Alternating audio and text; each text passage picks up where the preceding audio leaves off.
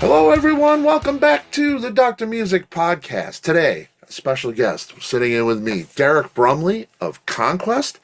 Derrick is the singer and guitarist for Conquest. Conquest, a traditional heavy metal band. That's what I'm going to call them today. We'll talk about that. Formed in 1989.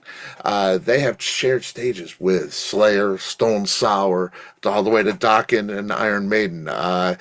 Conquest is celebrating the release of their latest record, Paradox, on Dark Star Records. Derrick's going to tell us all about it. Derrick, it's great to have you, man. Pleasure to be here, my friend. Oh, man. Now, Paradox. I see Paradox. Now, I have seen a graphic that says Paradox Volume 1. Tell me about that. Is this Volume 1? Is there more there? So why you see that is if you look hard at all the artwork, and I know, a band on our level, you don't get all the press that you really would love to have, so it's not explained as thorough as you like it to be either. But Right. so the record Paradox on a CD doesn't say Volume 1. Okay. So I see the little kitty cat just came in. Oh, yeah. He'll be Anyway, here in a second. oh, love it, love it. So the on a CD, there's 15 original tracks and one cover, right? That we did. So that fits on a CD. But when you take it over into the vinyl world, that won't cover one vinyl. It has to be on two. So there's volume 1 and volume 2. And if you look at the artwork, and we are always trying to, I don't know, man, I'm a big Maiden fan and all those guys back in the day. When you opened up a record, it had all kinds of cool stuff Mhm. and meant something to you as a kid. I don't know if kids still feel that way in today's world, but I can tell you this big kid sure does. So when we put it together, we made the Paradox record on vinyl, and then on vinyl also Babylon America Paradox Volume 2. So that's how that jumps over to there in that format. Right. And there's some songs on the second vinyl that obviously there's not on the first one, but we also have some of the key songs that are on the first vinyl on the second one. So Yeah, man, that's I want to talk about that too. There's so much to talk about here with you. 16 tracks. Nobody's yeah, doing that anymore. It's a singles world, everybody releases a single every couple of months. You're releasing true. a full-length record with 15 original tracks. That is just insane, and it's so great to see. I'm old school. I love that material, and it is a journey for me. Nothing gets lost on my ears, but maybe that's not really how it is for most people. Do you feel like things might get lost in the shuffle of having 15, 16 songs? Well, I think as far as the industry goes, as far as the social medias go, it's probably true. They want your top 2 or 3 songs. Once they play that, it's over. You're done. What's next? Yeah. So maybe, but I didn't um, write songs and still don't to this day for that reason. So when it comes to my band, Lee, Mike, and Rob, we had them conversations and we thought about putting singles out and got all these tracks. We can single ourselves into oblivion, right? Right. And I said, well, fine. You guys want to put singles out? We'll do that. But we're going to make a record because I know old school metalheads, and there's some young kids now gravitating to that logic a little bit. Mhm. Um, let's not be the norm. Let's not be what everybody else is. I've never done this. Maybe that's why I'm not a big rock star. Who knows? I don't know, man. But the way I view it is like this: music is about the art of music, not for the love of money. And I would love to get paid more for music. Don't get me wrong. Right. But at the end of the day, that's not what those 15 songs were written for. The 15 songs were written because that's what we do. And we all, it was a combined effort. Yeah, I write most of the melodies and so forth and lyrics, but there was some help on this record. Mike brought some hooks in. Rob brought some hooks in and the song Celtic Mist, that was actually his title and his vibe. I ran with it and created the lyric, but Lee brought in some killer drum parts and brought suggestions in. So it was not just me doing it; it was the whole band. And none of us are little kids. And as you said, I want that person, such as yourself, to put that on and go from, Devil's Creed down to Valley of the Dam, down to He Shall Return, The Killing Time, and go through a up and down roller coaster ride, like you're at the amusement park. And we went on the bumper cars, you got on the roller coaster, you went on the little boat float ride that chilled out for a minute. You know what I mean? Yep. So to me, that's what an album is supposed to do.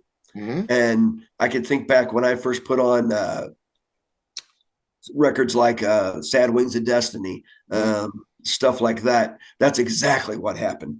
Yeah. You got on a roller coaster ride, and when you got done with it, what'd you do? You played it again. Yeah. You know what I mean? Again.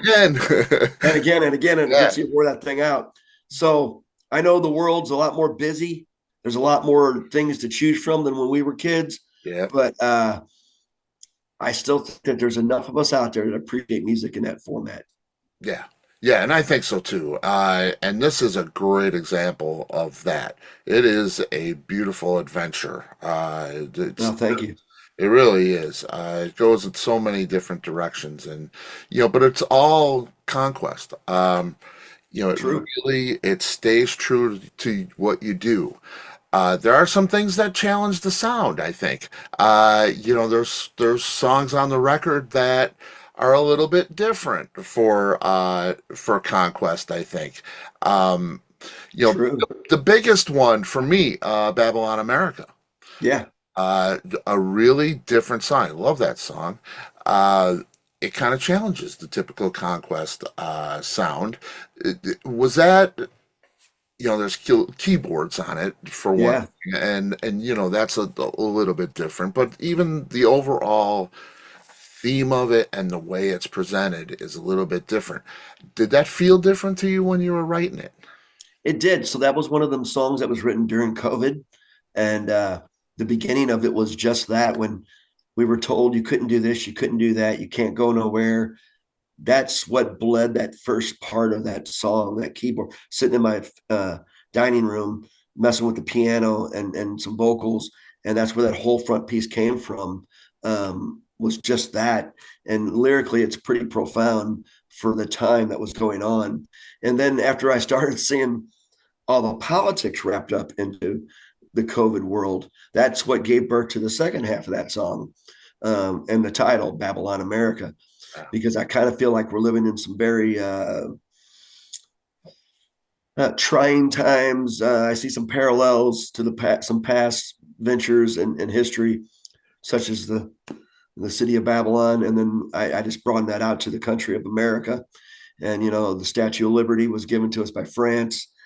He who created that statue was not intended to give us the Statue of Liberty. That was going to be the Statue of Babylon. And just so much of that, if you get into the history, which created the lyrical content for the song. And then musically, was just feeling a little bit more of a pocket driven hard rock feel, lack of a better way of putting it together. Downstairs in the studio, I was touching on stuff like Bohemian Rhapsody in my mind. I was touching on songs that were not standards for the band that was playing the song. You know what I'm saying? Yeah. And so those kind of things made me go down that road. It's really easy to write a straight up Conquest song, right? I mean, not say it's real easy, but you know what I mean? Yeah. You can go do that fairly easy. Wanted a different flavor. And it is. It really is. And the one thing there's a kind of a dichotomy with it where the lyrics are a little dark and serious and moody, but the music has this. It has a bright overtone to it. Yes. It's a positive sound. So you have this little yin and yang thing. What's that called? the A yin and paradox. yang. Yeah, right. Yeah, it really is. It is a paradox of sound, and I mean, it really works. Well, thank you. It's creative writing. And we don't always get that anymore. True. Unfortunately, it's true. Yeah, yeah. Like you say, you could write the typical Paradox song or Conquest song and be done, and you do 15 of those, and you're good, and it'd still be good. But this stretches those boundaries, and there's a few others too. Love Amplified, Yes. same thing. World of Hate, even, Yes. it has some different flavors into it, and that's what creates the adventure for me, for sure. Well, 100%. Well, like when you buy a record, and so you listen to first you hear the single, and you go, "That's cool."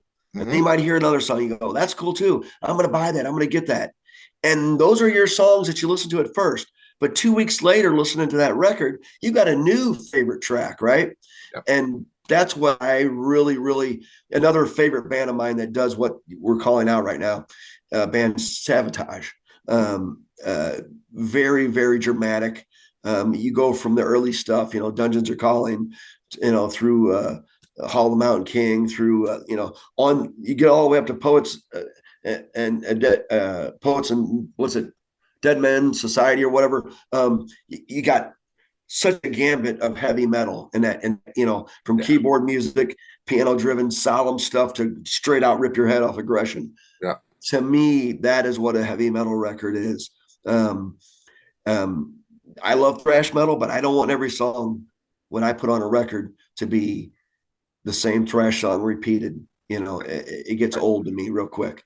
Yeah, yeah, and yeah. I mean, everybody kind of a band like Slayer who will do that. They put out Seasons in the Abyss, and it has some flavor and some peaks and valleys to it. And that's probably my favorite record from I that. would say so. They're a great band. I mean, all the records are very good at. They're good at what they do. But that one I can listen to over and over straight through, and I don't really get tired of it. Some Right. halfway through, I'm like, I can't take it anymore. You know what I mean? Right. No, I do. So Do. yeah, and they get some flack for that record sometimes because of what they did. So people are they expect a certain thing a lot of times from a band, and yeah, I like when a band shows me a different side, but still has the same sound. It's still the band. It's not too far off of what they do, and I think you do that perfectly here. Well, thank you. Sure. Thank you. Yeah. It was a lot of fun to make this record. Not all records are fun. This was a fun record. Yeah. Well, that's good. That's good. Because, I mean, when you've been doing it as long as you have, it needs to be fun, right? I Yeah, mean, or else I'm not doing it no more. When it's no longer fun, this party's over. yep. Yep. Yep. Yeah. When you're younger, you can do something that's not fun to Yeah, get it done and, fight for your time. But, right. when you've been doing it as long as you have, and how many records is this now? Is it, man, it's a lot of records, isn't it? Yeah, it depends on how you view it all. Somewhere around 10 full length Yeah. records. And they're very diverse records on that. If you went through our catalog, Mhm. I am very much a person who thinks that if you don't like me this year, you might like me next year. And Right. and at the same time, if you get if you're going to critique a band for having diversity inside their music, you probably are just a jerk, to be honest with you. I mean, you probably got a bad attitude about everything. You know what I Yeah. mean? Right. So and again, I go back to that the theory of what we are speaking of before we started the show. Um, with a positive message and a positive direction, there's enough bumps in the road. There's enough bad stuff that happens to you and to the band and the people that you don't need to create your own drama and your Right. own stress. So Right. that's just my belief. Yeah. Yeah, and let's talk about that a little bit. You write a lot of the material. You had a lot of help with this one. A lot of different ideas coming in from the band, like you said. But what atmosphere makes you most productive? What inspires you to write most?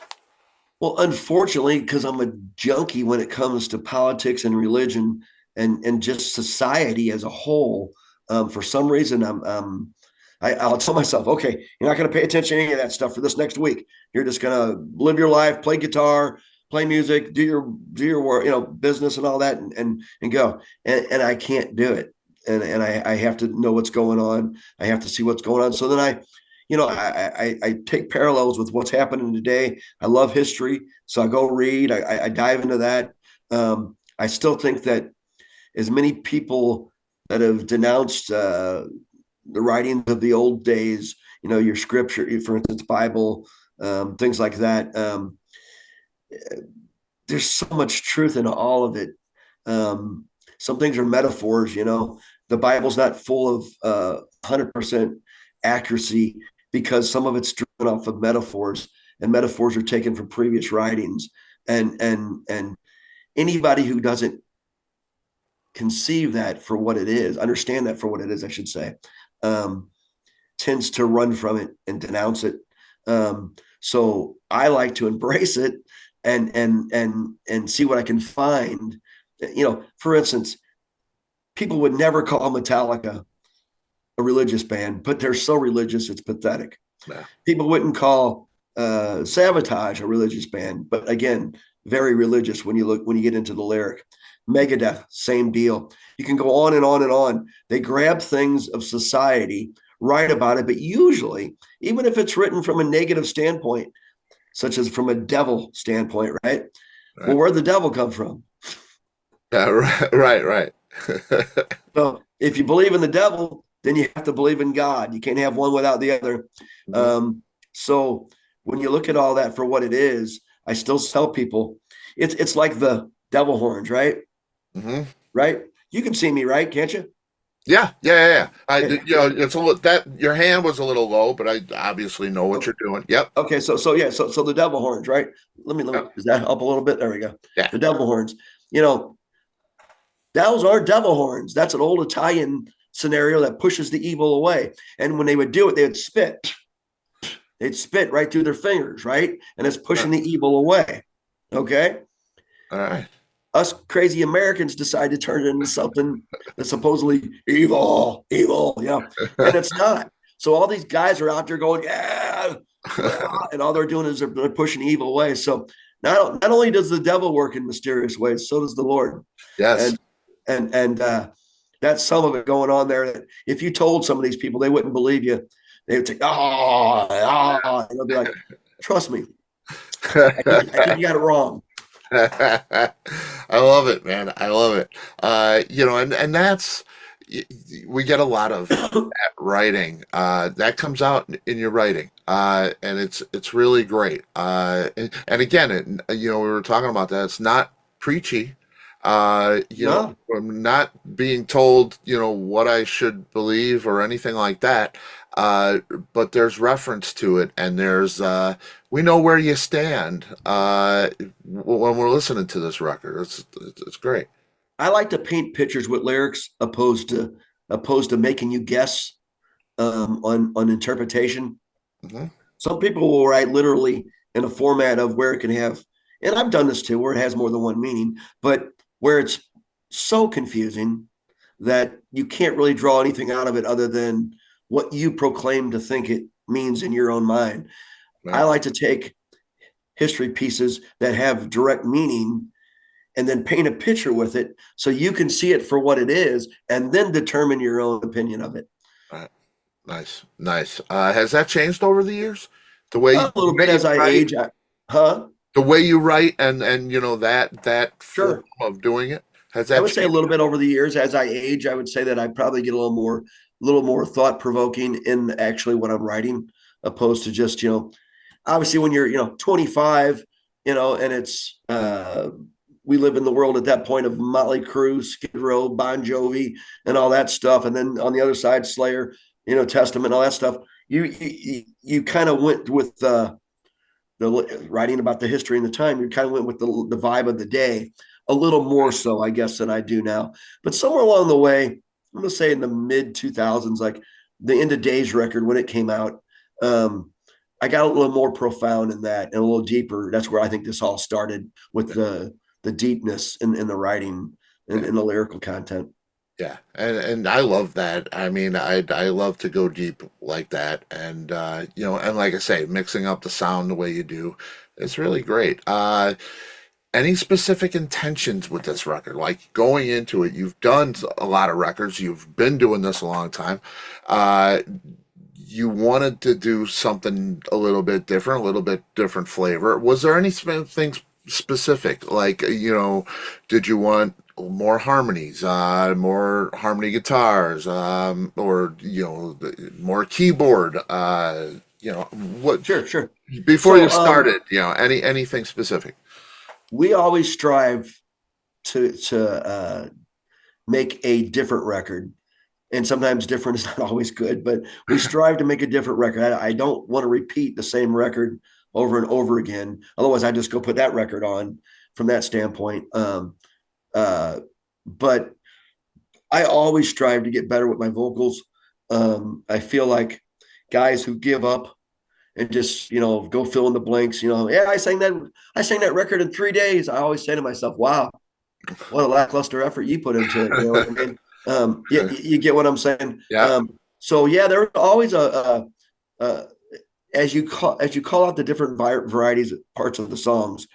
Some songs require vocals with harmonies, 3-part harmonies. Some songs take the killing time. It doesn't have that. It has a bunch of vocals, a bunch of backup shout style vocals, but a little bit less pretty in the vocal approach, or clean in the vocal approach, if you would. Mhm. But again, take that song, The Killing Time. Wow. That song was written in 1994. Wow. The original Idea. structure, guitar hook, and all that, Yeah. and some of the lyric too. So I might have been a little bit of a little profound there with, opening lyric: danger in the street, there's trouble on the hill. When will the people see the light?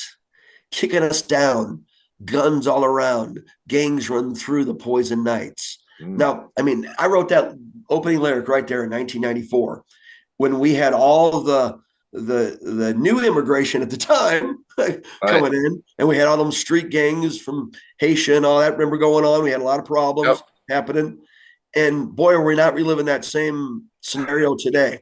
Yep. On a much larger scale, obviously. So that's why that got brought into the equation. I rewrote some of the other lyrics in there, but I mean, let's be honest, man. Our government has kind of lost its touch with the people, and it's all about how much money they can donate to other countries. I want to help other countries. I'm all for helping everyone, Right. within reason. And my point to it is right now there's a vet, somebody your age or mine, who fought in the first Gulf War, who's missing 3 arms. You get what I'm saying? Yep. Their legs are gone. They can't see, and they're barely getting by. They're barely getting by somewhere. And we're giving credit cards to people who aren't supposed to be here. Right. That drives me nuts. Yep. That gets under my skin. It's like, wow, that person lost his arm. And one day he was a young kid and a young man and had hopes and dreams like you and I did. You know what I mean? And then it's all gone. Boom, bomb goes off. No more arms, no more legs, whatever it is, whatever their injury is. Or they happen to have to kill a bunch of people and they can't get that out of their mind for the rest of their life, right? All for our freedom. Also, you and I can do this podcast right now as we're talking, right? So when people don't recognize that, boy, it gets under my skin. You know what comes out of that? A song called The Writing on the Wall. Because that's how I see it, and people give me trouble for being so political and, oh, you're a right winger or you're a God person or you're this. And I say, I'm not anything. I'm Derrick. And yeah, I believe in the Lord. You don't, your choice. You'll deal with that when your time comes. Not my problem. I'm concerned about moral compass, kids making it to the next grade and going up and having an education. Yeah. We were rebels. I was a rebel as a kid. You know what I mean? Right. We broke the rules, but guess what? Right as we were stealing that 6 pack of beer, we'd hold the door for the old lady walking out of the store to make Right. sure she got out okay. You know Right. what I mean? Yeah. Yeah. I don't know what's Yeah. happened, but Yeah. that's how I see it. Yeah, yeah, and I love that it comes through in the writing. It really, that it's great. We get that. We know where you, like I say, we know where you stand. That's I appreciate that. I What appreciate. so Celtic Mist? What'd you think of that track? I love that track. And yeah, I wanted to go over that. Did your bass player Rob bring that Yeah, in? The bass lines and that track in particular, the bass lines on this record are, phenomenal. oh my God, just, I mean, really something. Uh, Yeah, it's and yeah, you know what I love? It's out there. It's high in the mix, yes, which you don't always hear that. Bass line's a rhythm instrument. Bass is a rhythm instrument, so it's a lot of times it's hidden underneath all of that. But there he's playing like lead parts. He's matching the guitar part in some things. yeah. And it's just a great sound. It does so much for the record. And that song in particular really highlights that, I think, too. Well, I appreciate that. Yeah, and Rob would I'm sure he will thank you for that. Yeah. Uh, Again, I am not a straight up thrash guy where the low tone is just a sub low below everything. I love when Rob does little runs like that and melody lines and we sit down and when we're tracking and I'll say, hey, try this. Hey, try that. He'll Ah, go, hey, look at this. Look at this. What do you think about that? I go, well, let's just put that on a different track and we'll look and see what that sounds like. But we got to be able to play it live, Rob. I'm big on that. I want to be able to play it live if we're going to do it. yeah. And then he'll go, okay, well, I'll do it like this. And the next thing you know, you got these melodies. Well, let's go to Celtic Mist. He was over in Ireland and he come back home and he goes, hey, I wrote this track, man. This bass line, it's really cool. I got this lyrical idea. And I was like, well, show it to me. So he sent me over the lyrics. We chuckled a little about some of it, you know what I mean? And Right. but I took the original idea and I took some of his lyrical format and I went at it and spent some time on it and reconstructed it, put lyrics that made a lot of sense, took on the vibe of what he was getting at, Mhm. and put it together. But then again, that feel, that bass feel, when we play it live, oh my God, it was one of the most well received tracks of the night, Yeah. and as you said earlier, on all the songs, Rob shows up and the bass lines are there.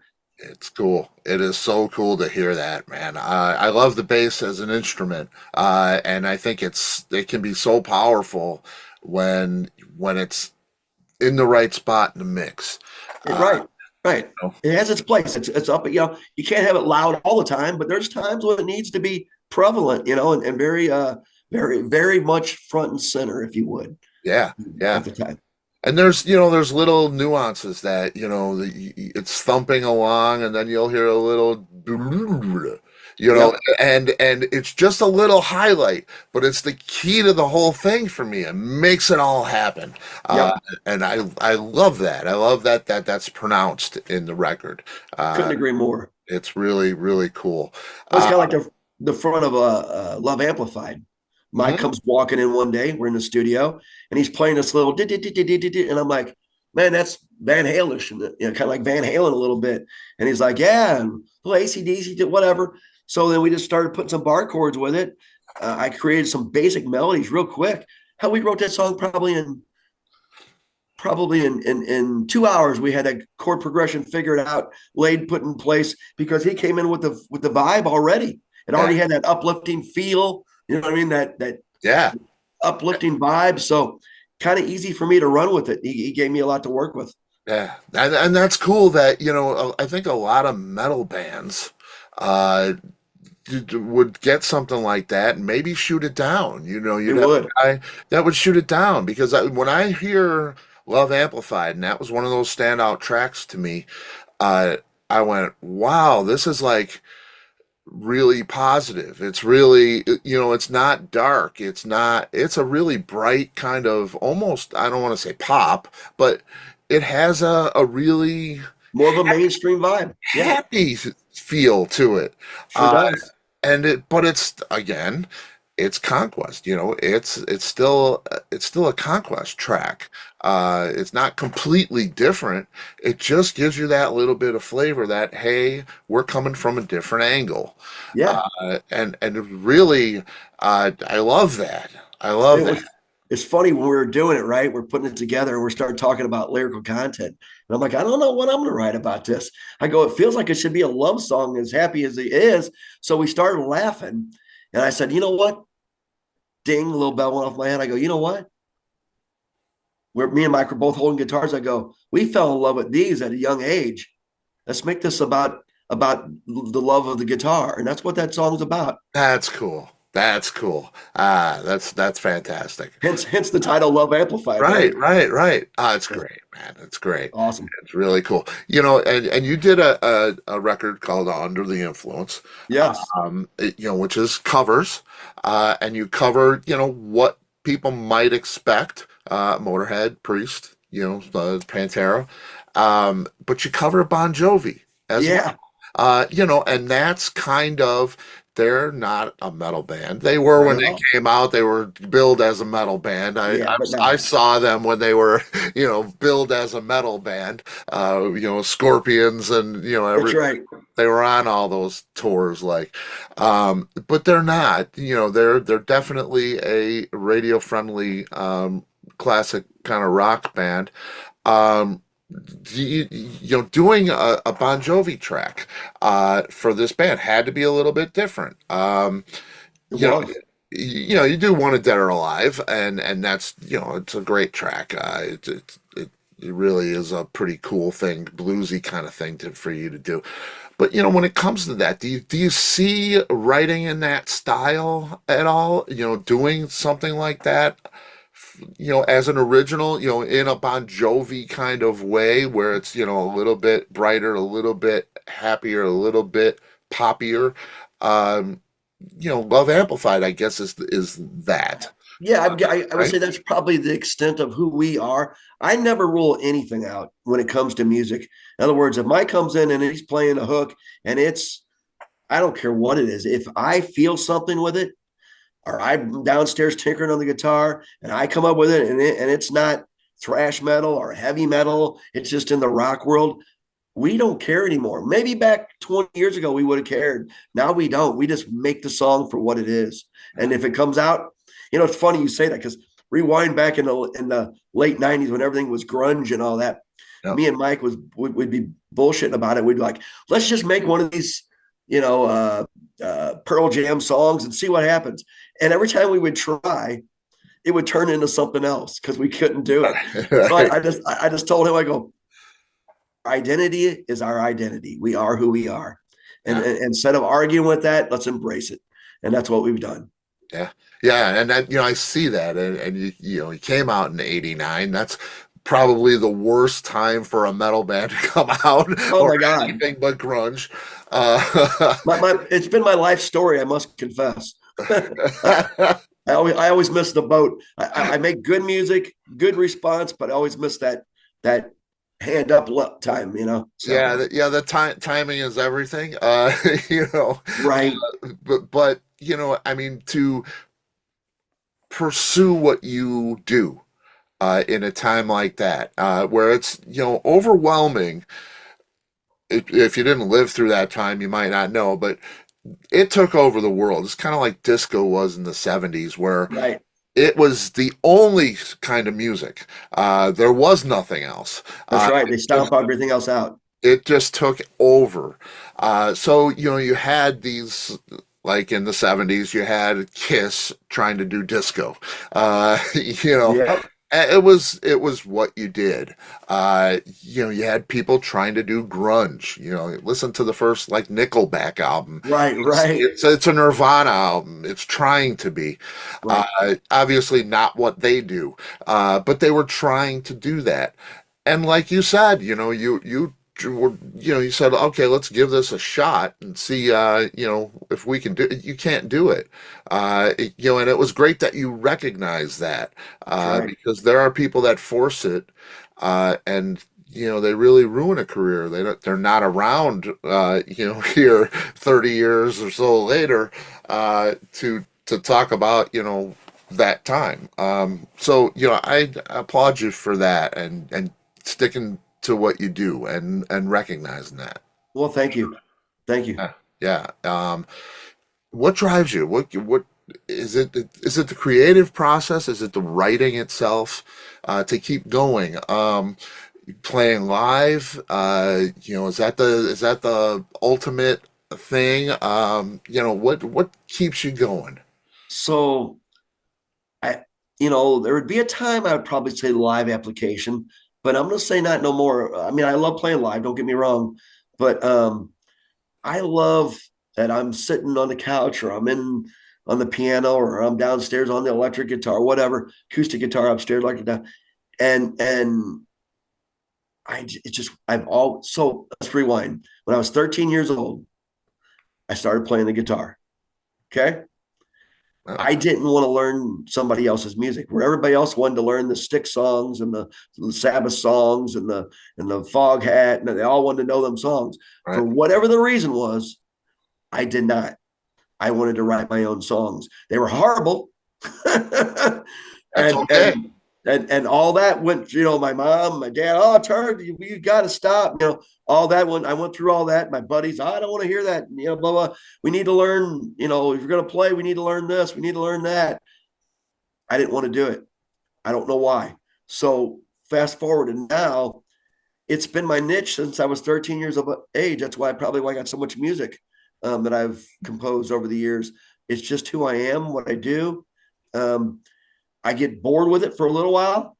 Like after the record gets done, like when we get done with all the promo and all that, our promo will run through the year going in the fall, because again, we don't have the kind of revenue that large bands have so we'll run this promo on this record all the way through the year. Right. Right. So about that time, I'll start getting itchy to work on new material. It's just how I am. But I got to tell you, I've already written one song, and the band we're already playing it at rehearsals without lyric, brand new material. So it's just who we are, just what I do. And I got to say, everybody in the band is so accomplished. Lee and drums is just so easy to do. Mike is a great guitar player. Rob is a phenomenal bass player. So when I get done with a hook, it's not like I'm looking for ideas, because Mike just starts doing it, Lee starts doing it, and boom, boom. Next thing you know, there's a track. You know what I mean? So it helps to have quality musicians around you. Yeah. Yes. But you can have that and still not get it together. There's a True. chemistry thing. There's been, all-star, football teams with the greatest players, and they fail just because they're not gelling. They're not working together. Right. You have that beauty. You have great players, and you all you're all focused on the same. You're all on track. And they trust me. The band trusts me. They know when I'm talking about production, or I go, you should try it like this. They know that most of the time, not all the time, am I right? But most of the time, I'm listening to it. They're doing it. Remember, I'm the producer as well. So I'm Right. not the engineer. Adam Long is my engineer, but I'm the one who does the arrangements and the placements and all that. So I grab those things, and they trust me with it. So It's huge. and I'll beat it to death until I know that I feel comfortable with it, or we won't use it. You know what I mean? Yeah. That kind of thing. Yeah. In the Heavens, that track, right? Right. Mike comes to me playing that little piece, and he's like, I got this, please. I'm like, that's cool. I go, you got anything else? He's like, no, not right now. I go, well, come up with something else and we'll see, And then so he's picking that thing. And then one day he's down in the basement and he's strumming this other thing. And I go, hey, that thing you were doing last week, that could be the front, and that could be the second half of that. And it'll have a major vibe change right in the middle, but it'll be still on the acoustic guitar.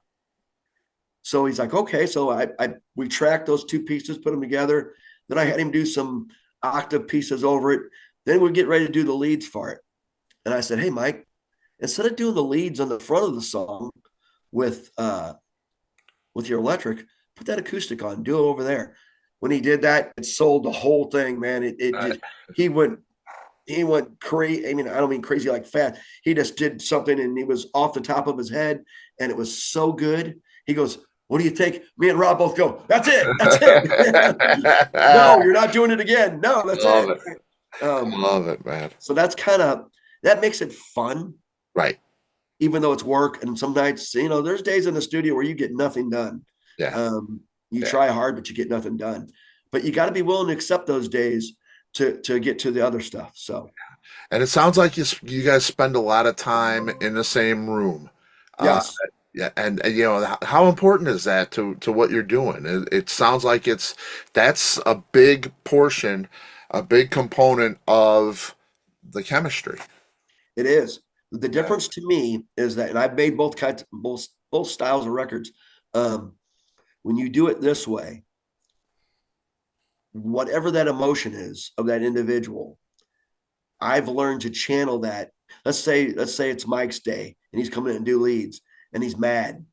I've learned to take that energy of mad and remold Mike at the moment to where he will utilize that to his advantage All right. and create something with it. Where if he goes into a studio and I'm not there and he comes in, he's got to do his lead guitar part and there's a different producer and it's just he's coming in to do it. He's got his 3 hours blocked to do that one lead.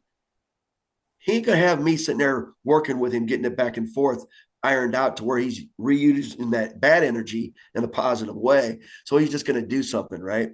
So I think being in the room together allows the band to utilize and feed off each other's experience, Hmm.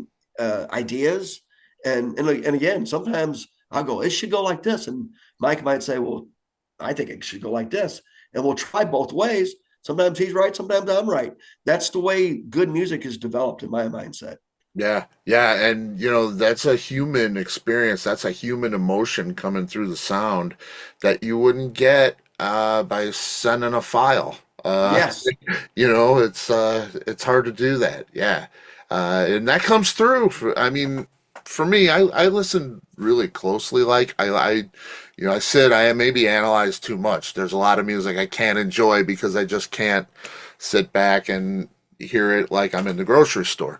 I get really, really analytical when I listen, but I can hear those little emotions coming through. Especially in the voice, of course, but I mean, even in the instruments, like we were talking about the bass lines, I know he was feeling that when Yeah. it wasn't just that wasn't written in transcript where, okay, play this here. That was felt. I could Felt. feel it, Uh, Yeah. there's differences like that really shine through and make a record like this something really special, man. Well, I appreciate that. For me, also with production, I like a good, clean record, but I don't want it overproduced. Right. I don't want it so produced that you can't do it live, for one. And two, it's like some of these new bands, they got two guitar players, but you never know it. Yeah. You know what I mean? The Right. guitars are just on. You know what I mean? Right. You can tell Mike's guitar from my guitar. You can hear the separations in it. You can hear his leads versus my leads, the structure of the rooms. If you put headphones on, you hear a little bit of a variant. I love that's what to me is what music is all about. When it gets so produced that it's just guitars are on, there's the lead, Yeah. where's the bass? Oh, yeah, it's there. And it's the snare kick, and that's really all you reference. You lose me. See, and I love that from the old school stuff. I love that Twin Harmony. I love the Wishbone Ash. I love Yes. Thin Lizzy. Yes. The Judas Priest stuff. Yes. They played with each other. They played off of each other. They played over each other. The same parts to like a dual track. Right. Slayer does that all the time where, they're playing the same things and it's just this double track. It has a certain sound. Right. It's really creative use of the instruments you have. And then there's other bands that have two guitars, like you say, and they both sound exactly the same. You can't tell who's playing which, and it's really, why do you have two? I really don't get that. But Right. you're both You guys great ought to take a players, lesson. Get rid of one guy, you'll make an extra dollar. right? I mean, Yeah. they're both great players, maybe, but it's like one guy could do both of them. Yeah. It's like Yeah. I don't know. You know, It's you go to a concert in today's world, man, and again, our parents said it. I get the music different, but we're metalheads. I mean, we grew up on Pantera. We like Slayer. We like Exodus. We like Testament. I mean, so it's not all Bon Jovi. You see what I'm saying? We've got that gambit. But yeah, today, you go to a concert, and I hate to say it, but the lead singer in 80% of these bands could be traded out. The same guy could sing for each band, and then that guitar player could go play in that guy's band, and you would never know the difference. yeah, And that just blows my mind that that's okay yeah. with society. Because again, you go back in time, you can't tell me that Judas Priest sounded like Iron Maiden. They didn't. Right. No. You can't tell me Iron Maiden sounded like Sabotage, because they didn't. No. You can't say Sabotage sounded like Metallica. Metallica did not sound like Megadeth. Megadeth did not sound like Slayer. Right. Yep. You know what I mean? Yeah. There was personality. But today, there's so many bands that are falling off this, reversing that, and they all have the same production, the same sound, the same producers, the same. It is a generic sound. Yeah. Yeah, it's funny. I work with some younger kids, and they like a specific kind of music, and that's great. But I'll point it out. I'm like, I can't tell the difference. I hear, I'll listen to a playlist, and all the vocalists are doing the same little nuances with their voice. Yep. The guitar sound is all the same. It's that grindy thing, and I may like a track, I may like the next track, but the next 3, 4, 5, and 6 sound just like 1 and 2. That's right. Like That's right. It's That's okay, right. But it's just the same, and they're all different bands, and you would never know. And you would never know. That's exactly right. It all sounds the same. It's not a bad sound. It's just the same. Just the same. So you only really need one band, right? We have one band, but it is what it is, I guess. I love having different sounds. I love having the traditional metal that I grew up with to here with so many different a newer approach to it. You guys do, you keep it fresh, like you said. The production's great to where it's not super glossy. It's still got that angst and raw energy to it. It's great to hear that. I welcome that every time. It's a different sound than everything else out there, and much appreciated, man. Much appreciated. That's what we wanted to do. Again, do I think it was ever going to get big, go big and clear? We would love a little more recognition towards it, but not for the reason of money per se, but for the recognition of the love of the music, and to get it out there, because I think if we're not careful, heavy metal is going to generic itself into the trash can if we're not careful. And why I say that is that industry controls heavy metal now. When we were young, heavy metal controlled the industry. Right. And let's be honest, the powers that be only care about money, and they only care about, keeping the artist at a certain amount of distance and control over them. So what new artist in the last 10 years will be Metallica in 20 years? Yeah. There's not too many. I don't think there'll be one. Possibility. Yeah. Yeah. Avenged Sevenfold, maybe. Yeah. Maybe. I think they're on their downward, maybe even, I don't want to say decline, but I think they've peaked. They peaked. Right. And that's so, and all these new guys go, oh, have you heard that band? And you go and you listen to them, and I was like, man, it sounds just like the other bands. I'm sorry. Again, I hate to beat beat a dead horse, but Dokken did not sound like Motley Crue. No. Motley Crue did not sound like Poison. Right.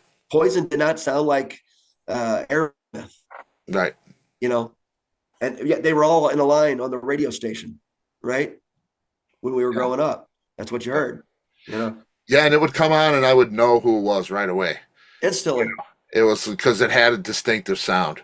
Instantly. When you heard Motley Crue, you heard Motley Crue. Yeah. When Priest, when you heard Priest back in that day, you heard Judas Priest, it was them. Yeah, no doubt. Scorpion, same deal.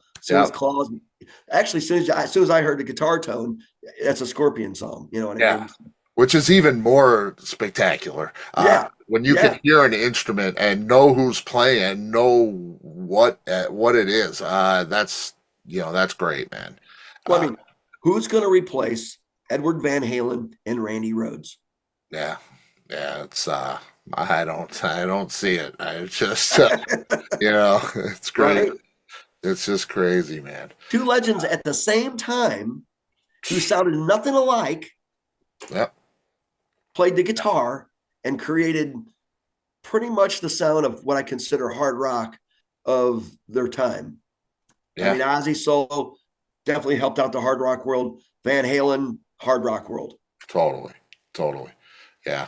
And phenomenal players. I mean, phenomenal. Right? I mean, just so creative too. I wish there were more. I'm hoping that we eventually get another one like that where it will revolutionize, bring what you're doing back, and bring that sound and bring that diversity back. Which is what we try to do. That's what we try to do with this. Yeah. With our style of playing music. Because again, man, I don't want to go mimic anybody. I'm not going to chase a fad. The Paradox record was really demised based upon that theory right there. We are a hard rock heavy metal band. I call us a pure breed of heavy metal because I think we have a little bit of all the elements in it. We stem from Priest, Dio, Rainbow, Sabbath, Van Halen. I mean, that's what sparked us. Yeah, I get all of that. I hear all of that. It's it's great, man. It's great. I love it.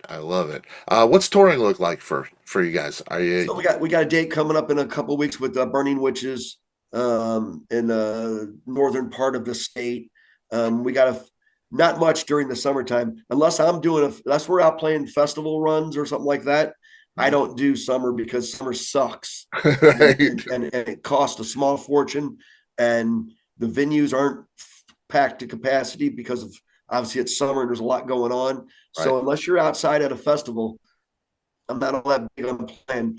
But now in the fall, there'll be a bunch of dates and we've already got some of that going and we're going to get out, we'll head up to Chicago. We'll get some, bouncing around the area type of thing. We won't go real far. On the first round, we'll hit the circle, and then we'll see what's going on, see how it's being received, and take it from there. And also, this as well as I do. This election plays into so much nonsense that look at the gas prices right now, man. I mean, it's just insane. And it used to be. You were laughing about this. We were laughing about this the other day. 2004 or whatever. We did a whole run around the East Coast, down south, up. And I was laughing. I was like, gas was $1.62. I'm looking at receipts from it, right? Wow. $1.62. We bought a loaf of bread, bologna, ham, and cheese, and mustard, and a bottle of soda and a case of water, and we spent $12. Crazy, man. What happened? See that now? Yeah. Can you see that now? $12 for the case of water. Right. So I'm thinking, and that was then. We were much younger men. We were much more willing to accept much less. Right. To go do it. I'm not eating a bologna sandwich for dinner. Right. I'm not doing it. You know what I mean? Right. So it's got to be a better role. It's got to be a better deal than those things. And we're working on that stuff. And we're being a little picky. this band doesn't fund anybody's livelihood. Yeah. What I'm saying. Yeah. I have my own business. Lee has his own business. Mike, everybody has their own game. So it's something that we don't, we're not the guys, and I'm not putting anybody down who wants to do this, but we're not the guys who are going to go put on a wig and go play cover tunes so I can put money on my table. I'm just not that guy. Right. Right. You know what I mean? So Yeah. it's all about the original music for me. When we play a cover tune, it's because we're having fun. Yes, and you know, Man on a Silver Mountain, there couldn't be a better one, man. How much fun is that? Yeah, it was a lot of fun for me. Yeah, it's just great. One of my favorites of all time. So yeah, I loved seeing that for sure. And I think we did a pretty good job with it. Oh yeah. You Oh know, yeah. It's great. It's right up your alley. It just fits the band so well. And that's what I thought too. That's what yeah, I thought too. yeah, really cool, man. Derek, it's been great, man. I just Pleasure speaking with you. love you. God bless, man. Back at you. It just you know, I'd love to get out and see the band, and you know, when you come around, we'll definitely do that, man. And Definitely, man. And I gotta tell you, if you like that record, you're gonna love us live because we are a band that can reproduce that. So yeah, and you make sure you can, and that's the way it should be. I think so. I You know, think so. I'll tell you, I go see bands, a lot of them, and bands I like. I'll look at the band on the stage, and I'm hearing stuff that I just don't see played. Who the hell is that? Where's Where's that that coming from, coming right? from? You know, Yeah. I'm hearing all these background vocals, and nobody's up on a mic. Yeah, we don't do that. What is this? Yeah, we don't do that. We all sing. Everybody in the band sings. Yeah, I saw that, and you know, but you actually sing. Yeah, yeah. Yeah, we don't push a button. Yeah, you know, and it's like I get that, you know, you want to when you're playing live, you don't want to sound bad. And I get that. And you know, there's a fuller sound, it helps with that sound. It's gonna sound better, but it's not you. It's not Right, you're not right, doing it. right, That's for me, you know, a lot of people don't mind that anymore. You know, they just want it to sound good. right. Um, I want to have fun. I want to hear you create stuff live. I Uh, want to see you do it. you know, That's my yeah, I big just money. want to, if it doesn't sound as good, that's okay. Yeah, I don't want it to sound as good if it's not being done by, you know, live in front of me. Uh, you know, everybody, it's a different world, I guess. I know. You know? It's crazy that you know how it is, man. If that idiot box that TV tells you that right now the sun's shining bright, but if they kept telling everybody today it was a gloomy day, tomorrow everybody go, it's gloomy out. Yep. So It's kind of scary. Kind of it scary. is, my friend. Yeah. And thank you so much for your interview. I appreciate you. You got it, man. Your door's always open. Please come back. I will look forward to doing so. All right, man. Thanks, Derek, buddy. take care. See Bye you. bye. Bye.